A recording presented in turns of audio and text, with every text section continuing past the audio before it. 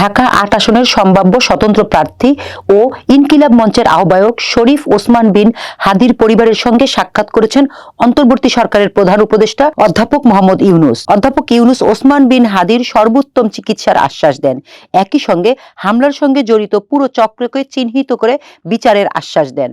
সকালে রাষ্ট্রীয় অতিথি ভবন যমুনায় ওসমান বিন হাদির ভাই আবু বকর সিদ্দিক, বোন মাসুমা এবং ইনকিলাব মঞ্চের ৩ নেতা আব্দুল্লাহ আল জাবের, ফাতিমা তাসলিম জুমা ও মোহাম্মদ বোরহান উদ্দিন প্রধান উপদেষ্টার সঙ্গে সাক্ষাৎ করেছেন। প্রধান উপদেষ্টা বলেন, সারা দেশ তার জন্য দোয়া করছে, তার সর্বোত্তম চিকিৎসা নিশ্চিতে সবাই চেষ্টা করছে। তার শরীরের অবস্থা বিবেচনায় যদি দেশের বাইরে পাঠাতে হয়, যেখানে পাঠানোর প্রয়োজন হবে সরকার সেখানেই তার চিকিৎসার ব্যবস্থা করবে। ওসমান বিন হাদির বোন বলেন, ওসমান বিন হাদি ছোটবেলা থেকেই দেশকে মনে প্রাণে ভালোবাসে। ছোটবেলা থেকেই সে বিপ্লবী।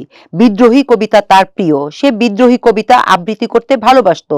তার একটি 10 মাসের সন্তান আছে। ওর অনেক কাজ, ওকে বেঁচে থাকতে হবে। আপনারা বিপ্লবী সরকার যে করেই হোক জুলাই বিপ্লবীকে বাঁচিয়ে রাখতে হবে, তা না হলে এদেশের স্বাধীনতা সার্বভৌমত্ব হুমকির মুখে পড়বে।